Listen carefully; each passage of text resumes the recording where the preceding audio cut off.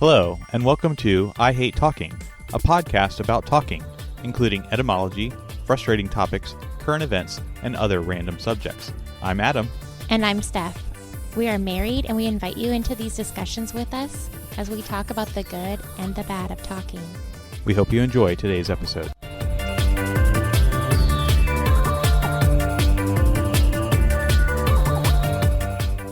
Welcome to episode 78 of I Hate Talking. Hi, everyone. So I guess we'll continue on what we were talking about in our last episode with the importance and priority of morals versus morale. And before we do, however, we'll have our word or phrase of the episode. Yeah, so this may be slightly related, or maybe not. But I was thinking about, as we were talking about last episode, morale and morals and what's more important and what do I value more. And the word polemical came up. Do you know what that word means?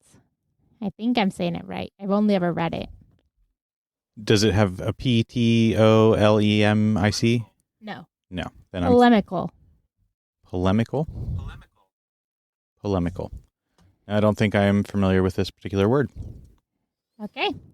So, for your favorite Oxford Language Dictionary, it says expressing or constituting a strong critical attack or controversial opinion about someone or something. Polemical. Yes. So, a strong attack about a topic? A critical attack or controversial opinion. Interesting. So it makes sense because pole is the beginning of it.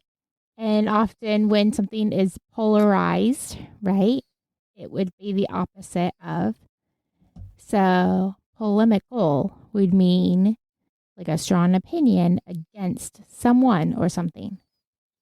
So it has nothing to do with Claudius Ptolemy? I don't know. You can inform us more about that. Well, that was the word that came to my mind when you said polemic was Ptolemy because of the silent P in the beginning. But I don't think it has anything to do with that because that has to do with astronomy and math based on a Earth-centered or geocentric model of the universe.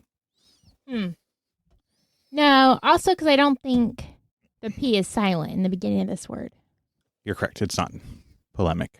I could see when you're looking at it, maybe you would, or when I'm pronouncing it, you would assume it is. But the etymology, I don't know. You usually look up the etymology, so maybe I'm doing this wrong. But from my sources on the great Google, it says the etymology comes from the Greek word polemikos, meaning warlike or hostile. And also from the word polemos, which means war. Indeed, which would make sense that it would be a Greek word because they were probably more infatuated with war than those that were speaking Latin in the day. And even their particular debates and things that they were discussing and arguing and debating on things that used words were quite warlike, I guess, because they were trying to prove a point. So it does make sense this would be a Greek word and not a Latin word, polemic. Right, because even as our children are getting older and they're reading more what we'd call classic books, they're even picking up on that, like the words and the terms are much more war-oriented than our modern-day English stories we tell. So I think that was part of the culture. And it just reminded me of what we were talking about before, whether something may be polemic, because I think morals and morale can very much be polemic depending on what side you're standing on. That's true. So I guess people could find polemics sort of as a polemic. Yeah. Because, and this is all said in love and in like trying to see your side of it too, is I feel like often the culture you came from and your personality tends to be more, not warlike. So polemic's probably not the right word, but definitely more critical because you want to improve everything. So you're always looking at it with a critical eye because it can always be improved.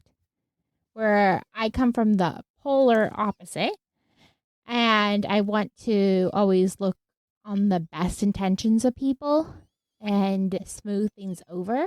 So I think as a couple, as a whole, that works out well because we're both sides, and then hopefully we come in the middle.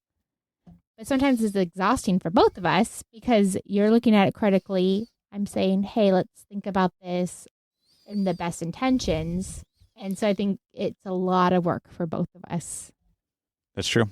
So I think, as an aside, the reason that I was thinking of Ptolemy is there must have been some sort of play on words or something that I'm thinking of because the particular viewpoint that the Earth is the center of the universe was known as Ptolemy, which was named after this gentleman, Claudius Ptolemy. And if you hold to that particular view, then you are said to be related or relating your viewpoint as a Ptolemaic viewpoint. So I think somewhere in the recesses of my memory, there must have been some sort of Ptolemaic polemic that was some sort of like play on words or funny story. But I mean, they sound good together. So what you're saying is when you talk to an individual who likes things their way, or in our vernacular would say the universe revolves around them and their wants, we could just say, stop being so Ptolemaic. I suppose so. And that's pretty polemic? Is that what you're saying? And that would be Ptolemaic because it's causing warlike or dissension. No, just polemic. Okay. It's not an exact one-for-one rhyming word, but I guess you could use that particular phraseology, or maybe then you would be pontificating. Right. If you say it fast, I feel like a lot of people would be like, it's pretty arrogant. What is he talking about? And then just hope that they don't push you further on it. Precisely. Mm-hmm. But if they do, now we know something more about the word polemic and Ptolemaic, and hopefully you, our listeners, have perhaps learned something new as well about both of these words that are not related at all, but maybe in some short story or play on words actually are, but not directly. Right. And going back to what you're talking about pontificating, I know it's definitely that, what's that concept called where, like, is it just bias or whatnot? Like when you start noticing, like you want to buy a red car, so you see all the red cars on the road. What's that called again? Frequency bias. So that's probably what it is. But several times since recording that episode, I've heard people use the word pontificate. And several of them, the most educated, there's a professor I listen to, and he uses it properly. But a lot of other people don't. So I was like, oh, look, obviously he knows the word as he is this prestigious professor. So good for him. And then all these other people used it how we initially used it. So that's just been interesting to notice that word is used a lot more frequently than I realized before. And most often used incorrectly, it sounds like. Yeah, well, at least in my unprofessional experience, yes. Indeed. So polemic, I guess, then we will launch into a critical attack on whether morals or morale is important. Yeah, is that what you're getting at? I see. So I think you alluded to the fact that both are important, but you do seem to prefer perhaps morale over morals, especially for your own personal experience and how you enjoy the world and experience the world. Is that a fair statement? Yes and no. So as a person, as an adult, who I feel like my morals are pretty locked in there, some stuff has changed over the years, and I'm sure will change in the future. But as a whole, what I'd say is my core morals are pretty ingrained, and I would really be surprised if any of those kind of things changed. So as a person, I'm more impacted by the morale because someone else's morals doesn't necessarily impact me because I'm so like, this is the key. Again, there's stuff that nuances, but the key points I don't think are going to change. So their personality, their morale impacts me more than their core beliefs. Does that make sense? I suppose so, because you are committed to your own morals. So even if they have differing morals, you will perhaps emphasize the morale over the morals because yours are set and theirs are set. So therefore, the only thing that really is flexible in this situation is the morale. Right. Okay. So an extreme example from my personal story would be that I am a Christian, and that is a very strong key moral I have. If I'm talking to someone who is not a Christian, and then again, maybe that's their key moral, I know that, and it depends on their morale. Like, if they're a nice person, I'm going to get along with them really well still, and we're going to know that we disagree, but we can still have a dinner and be kind. But if that person's morale is very negative or contra to me, then I'm not going to be able to have a positive dinner with them. I suppose so. It's interesting to note that in my mind, when I'm trying to speak the word morality, that I'm actually now associating it with morale and not moral, because when you say morality, it actually sounds more like morale. It's the same word, yeah. It sounds similar. Mm-hmm. Moral, but I guess that goes back to our previous episode that they added the E, moral and morality, because of the ITY, you're actually extending that AL sound a bit. So am I messing it up or just is more confusing? Well, I think it's just a detriment of the English language in terms of the pronunciation, that morality actually refers to morals, but sounds more like morale because of the way that the pronunciation works. Yeah, it's confusing. But if I was going to go further on that, that's just for me personally. When I think about my children, who I think are much more moldable at this age, I think that putting them with adults with similar morals is more important to me, because I think that they're still being shaped and deciding what they believe. And I want that kind of influence on them. I want both. I want good morale. I want upbeat, positive people. But I, more importantly, want people that have similar morals to me to be shaping and influencing them. Is that fair to say? Does that distinction make sense? Yes, because you want them to have good morality. I don't think morality is a word, though. I know, but that's how it should be pronounced based on what I just said. It's not morality, it's morality. All right. So I challenge you to start using that word instead. Yeah, I think people just think I'm dumb. But then you can say... It's because we are concerned with morals, not morale. There you go. All right, so tell me your opinions.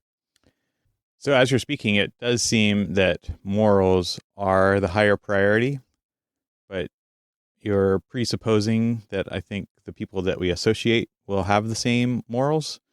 So therefore, morale will become more of the differentiator in terms of your experience and who we associate with, which is probably true for where we live within the United States, that is going to be the case. I think if you were confronted with perhaps somebody that had a completely different set of morals, and to take it to the extreme, where like trying to harm you for your particular moral code, that you would prioritize morals over morale. They could be very happy doing that and trying to harm you, but that would be a particular scenario where you're going to emphasize and prioritize morals over morale. Yeah, I agree. So this is definitely a caveat of my specific, like I said, not even about the kids, but my specific interpretation or experience. Because, yeah, most of the people I see and interact with more than just a passing hi, bye kind of thing have very similar morals to me. There are people that don't, and I do interact with them, but not on a daily basis necessarily. But in a significant way. And so when I'm dealing with them in a significant way, I'd rather them have good morale and have it be a positive thing, because I don't think we're going to necessarily hatch out changes. And so knowing that we're going into this interaction differing, let's have good morale. Oh, see, now I'm confused. Good morale about it, because we're not going to change each other's opinions. But this is a rarity. It's not a daily conversation I have. So I think maybe I have a broader definition of morals than what you're describing, because it sounds like you're describing morals as like a system of belief and values versus what I would sort of consider morals as a systematized pattern of acceptable behavior. What do you mean by that? Because, yeah, I think I'm definitely thinking like morals, like don't lie, don't steal. God is the creator. Like those are my morals. So what do you think when you say the word morals? So, I mean, I have more others, but that's just a quick So I think those would still be within the category of morals. Perhaps not the belief system. I don't necessarily know if God as creator would necessarily be a quote-unquote moral, because it's not necessarily related to behavior. Maybe it will drive certain aspects of your behavior, but for all intents and purposes, it's not necessarily a behavior. I think morals system. are a behavior, though. Yeah, but God as creator does not necessarily. Or beliefs. I think that morals are beliefs.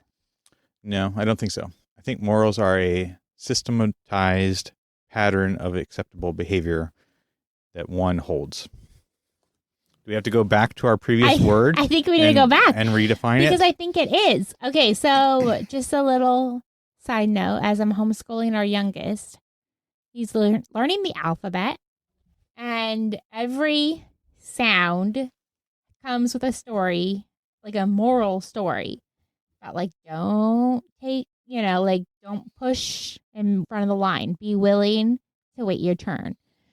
Or don't take what doesn't belong to you, or be truthful. Like it's always those kind of stories that have a lot of words with that sound in it.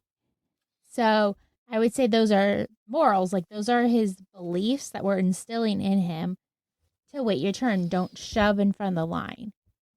But you will be rewarded if you wait. That's a moral, but that's a belief that we have that we're instilling in him, right? Yes, but it's still based on action and what one does. So to quote again the second definition of moral from Oxford Language Dictionary, it says, quote, a person's standards of behavior or beliefs concerning what is and is not acceptable for them to do. So all the beliefs and all the standards are based on doing, not necessarily beliefs in general about particular concepts or theology or anything like that. Yes, that gets really nuanced, because I would argue that my beliefs and theology impacts everything I do. Yes, I think then you're probably talking more about worldview than morals. Okay. So you think worldview is different than morals? Absolutely. How so? Because I'm not sure. I'm not convinced. So convince me. So worldview, to put simply, is how you view the world. It is going to be your particular preconceived biases or your preconceived beliefs about how the world functions, perhaps even beliefs about the nature of man and humankind, the nature and even existence of God, the particular historical things that the earth would have been subjected to through its creation or existence and things of that nature. That will be your worldview. And I do agree that your worldview will drive your beliefs and potentially influence your morals. But if your particular worldview is that there is no God and the earth was created through evolution and the Big Bang and all these things, and yet society says that it is not right to cut in line, that your moral code is that you wait in line, versus somebody that has a worldview that believes as God is creator and the earth was created by him and he still reigns over it, that likewise you can have a moral code that says that it is wrong to cut in line. So you could still arrive at the same moral code even though your worldview is completely opposite. Okay. I mean, that sounds good. Trying to think what my changes would be on that. But I think that one is based on cultural or like acceptance. Maybe the morale of the group. You don't want to cut in line because you know that that's going to make those around you angry or unfair. Versus you don't cut in line because you think of others as more important than yourself. That's true. That will drive perhaps the intrinsic nature of how you derive your moral code, because at some point you have to arrive at a moral code of some kind. And I think that a lot of ways that perhaps people arrive at a moral code is through societal norms versus absolute truth. But nonetheless, they still have a moral code that is based on a systematized pattern of acceptable behavior. Okay. However they get there. Okay. So you didn't answer. Oh, go ahead. I didn't answer what? What you think. So I think that taking this broader view of morals and the definition thereof, that it's simply a systematized pattern of acceptable behavior, that I will prioritize that over morale. But again, I think that's more around behavior, whether that be societal norms or particular things that I see as duty that people should do, that if there's a piece of trash on the ground, perhaps I will not be bothered with it and I will have quote unquote better morale if I can just go about my business and do my own thing, but that it is everyone's duty and proper moral code to pick up the trash and throw it away. And this is a very simple example, but I think the thing can also be applied to any other general concepts where there's a particular duty to do something, that would fall under the moral code that I would hold to, that you should do those things, even if it is frustrating or a detriment to morale. And that if you are in a group of people that have the same moral code, that in fact your morale may be high when you are all doing your duty. Mm-hmm. Yeah. It's like, let's all just have good morals and then everyone has good morale. Would be the ideal, right? I suppose so. But the fact is that people have different moral ethics, and perhaps there's somebody that does not consider it morally required to pick up trash, and therefore they are still living by their moral code because it should have been the person that originally obtained that particular item that they should have thrown it in the trash. So they are following their own moral code, so to speak, even though that may conflict with societal norms or my personal moral code. Okay, here's an extreme example. Say you're at a baseball game and somebody throws their trash on the ground. You're like, oh, my moral says that's so bad. Clean it up. Or I guess I'll have to go clean it up for them.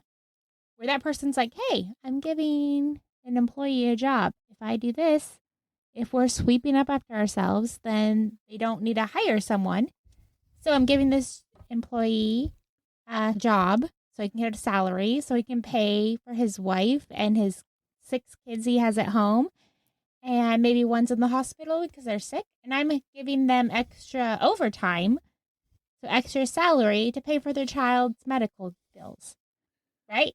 Wouldn't that be a great moral to help that individual who needs the finances versus just picking up after somebody else?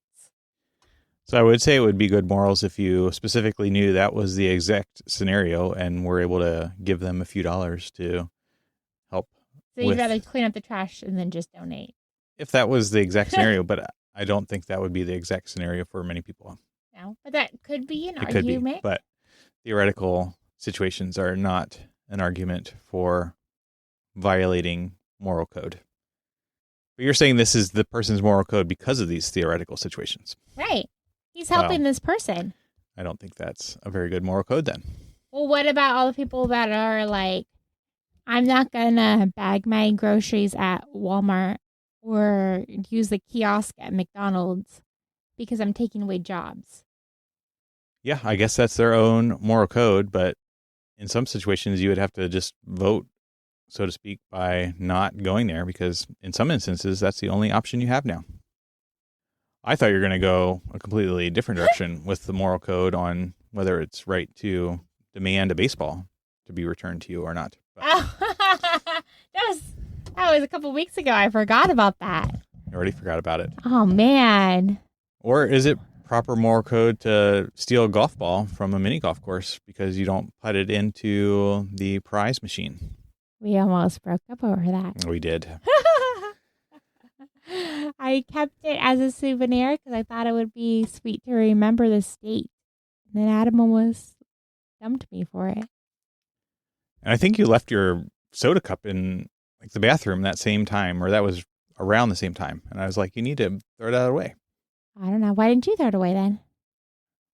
I don't think that was an in-person experience. I think you did that while we were on the phone or... How did you know I did it then? I don't know what you're talking about that one. I do remember the golf ball, though. I don't know. It's a fuzzy memory. So I guess the point is, don't steal golf balls and pick up your trash. I guess. That's my moral code. That's what it boils down to. Don't steal golf balls and pick up your trash. I feel like I've got higher morals than that, though.